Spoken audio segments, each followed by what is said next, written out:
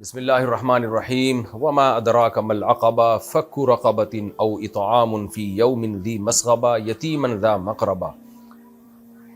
قرآن مجید میں اللہ تعالیٰ نے بھوکوں کو کھانا کھلانے کی اس قدر ترغیب دی۔ اللہ نے فرمایا کہ تمہیں کیا پتا کہ اسلام کی گھاٹی ہے کیا؟ پھر اللہ نے فرمایا کہ اسلام نام ہے فک رقبہ، غلاموں کو غلامی سے آزاد کرانا، او اطعام فی یوم ذی مسغبہ، بھوک والے دن کسی بھوکے کا پیٹ بھرنا۔ جب نبی صلی اللہ علیہ وسلم پر پہلی آیت نازل ہوئی، آپ صلی اللہ علیہ وسلم سیدہ خدیجہ رضی اللہ تعالیٰ عنہ کے پاس پہنچے، آپ گھبرائے ہوئے تھے، خوف زدہ تھے، تو سیدہ خدیجہ نے کیا فرما کے آپ کو کیا کہہ کے آپ کو تسلی دی؟ فرمایا کہ آپ بیواؤں کا سہارا ہیں، آپ یتیموں کا سہارا ہیں، آپ جو مساکین ہیں ان کو کھلاتے ہیں، آپ ان کی کفالت کرتے ہیں، تو اللہ آپ کو کبھی ضائع نہیں ہونے دے گا۔ اللہ تعالیٰ نے اپنے حقوق کے بعد سب سے زیادہ مخلوق کا حق بتایا ہے، اور مخلوق کے حقوق میں سب سے پہلے کھلانے کی اللہ نے ترغیب دی ہے کہ بے کسوں کا سہارا بنو، بے کسوں کو کھلاؤ۔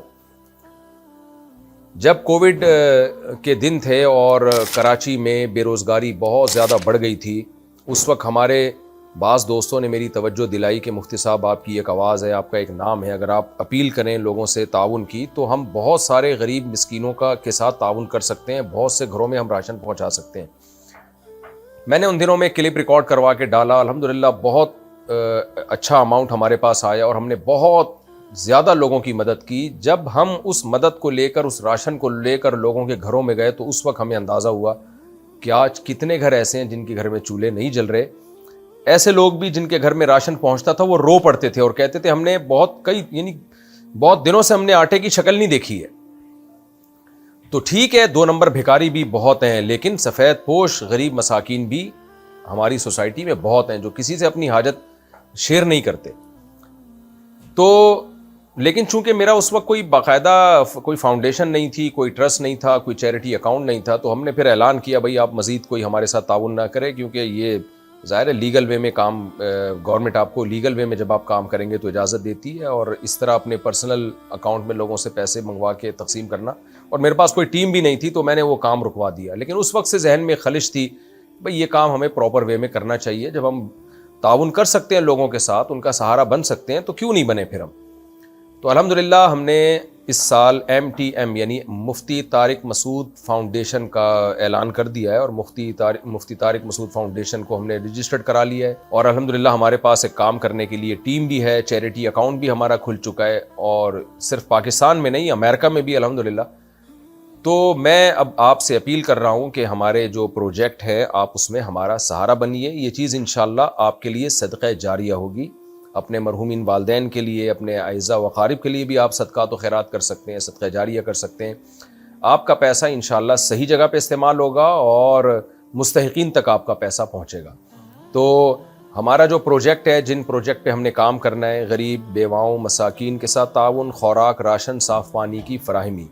بہت سے گاؤں دیہات ایسے ہیں جہاں صاف پانی نہیں ہے اور وہ گندا پانی پی پی کے بیمار ہو رہے ہیں۔ مسجدوں کی تعمیر بھی ہم نے کرنی ہے، حفظ اور ناظرہ کے قرآن کے مدارس کا قیام، ہنگامی حالات میں مدد کی فراہمی۔ آپ کو پتہ ہے جب بھی کوئی ڈیزاسٹر آتا ہے، ملک میں کھلبلی مچ جاتی ہے، سندھ میں سیلاب آیا تھا، کیا حال ہو گیا تھا، آپ نے دیکھی ہوں گی وہ ویڈیوز کہ ہم کس طرح خوراک لے کے ایسی جگہوں تک پہنچے جہاں تک عام آدمی کے لیے پہنچنا بہت مشکل تھا۔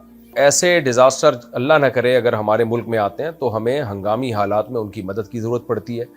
تو ہم مفتی طارق مسعود فاؤنڈیشن کے ذریعے انشاءاللہ ایسے حالات میں بھی اپنے ملک کا سہارا بنیں گے، اپنی قوم کا سہارا بنیں گے۔ فلسطینی مسلمانوں کی مدد اور آباد کاری کا پروجیکٹ، فلسطین کا کیا حال ہوا ہے، حشر نشر ہو گیا وہاں غزہ میں، تو وہاں تک بھی انشاءاللہ ہم امداد پہنچائیں گے۔ ہمارے پاس ذرائع ہیں، وسائل ہیں، وہاں تک جو زخمی ہیں ان کے علاج کے لیے، اور جن کو ضرورت ہے روٹی خوراک کی، ان تک خوراک پہنچانے کی، تو انشاءاللہ وہاں یہ بھی ہمارے پروجیکٹ کا حصہ ہے۔ اس کے علاوہ مفت علاج کے لیے ڈسپینسریوں کا انتظام کرنا اور مستقبل میں فری ہسپتال کا قیام، یہ فیوچر کا ہمارا پلان ہے، لیکن فوری طور پر کوئی ایسی ڈسپینسری جس میں جو ایک عام طبقہ وہ آسانی سے اس میں اپنا علاج کرا سکے، وہ فوری طور پر انشاءاللہ ہمارا ارادہ ہے۔ اسی طرح نوجوانوں اور بے روزگاروں کے لیے مختلف خود کفالتی منصوبوں کا پروجیکٹ. بہت سے نوجوان کمانے کی طاقت ہوتی ہے لیکن ان کے پاس روزگار نہیں ہوتا, تو بجائے ہم ان کو بھکاری بنائیں ہم ان کو روزگار مہیا کریں. اور الحمدللہ میں پرسنلی یہ کام کر چکا ہوں. تو اگر آپ لوگ اس میں تعاون کرنا چاہیں اور ایسے بے روزگاروں کو ہم تعاون فراہم کریں, وہ تعاون بائک کے ذریعے بھی ہو سکتا ہے, موٹر سائیکلوں کے ذریعے, رکشوں کے ذریعے بھی ہو سکتا ہے, ٹھیلے وغیرہ کے ذریعے بھی ہو سکتا ہے. تو وہ تو جیسے جیسے کام بڑھے گا انشاءاللہ وہ راہیں کھلتی چلی جائیں گی. تو ڈسکرپشن میں مفتی طارق مسعود foundation.org اس کا ہم نے لنک بھی دے دیا ہے. یہ جو اس فاؤنڈیشن کی ویب سائٹ ہے اور اکاؤنٹ نمبر بھی دے دیا ہے. اور یو ایس اے سے جو لوگ رقم بھیجنا چاہیں گے تو وہ ٹیکس ایگزیمپشن ہوگی, ان کا ٹیکس نہیں کٹے گا. ڈونیشن کے بارے میں اگر آپ واٹس ایپ پہ رابطہ کرنا چاہیں تو یو ایس اے کا واٹس ایپ نمبر ہے +13466903363 اور پاکستان کا واٹس ایپ کا نمبر ہے +923003199103. تو یہ واٹس ایپ کے نمبر ہیں, لیکن اس میں ڈونیشن کے علاوہ کسی اور کام کے لیے رابطہ نہ کریں. جیسے مسائل وغیرہ پوچھنا ہے تو اس کے لیے ہم نے دوسرے نمبر دیے ہوئے ہیں. جزاکم اللہ احسن الجزا.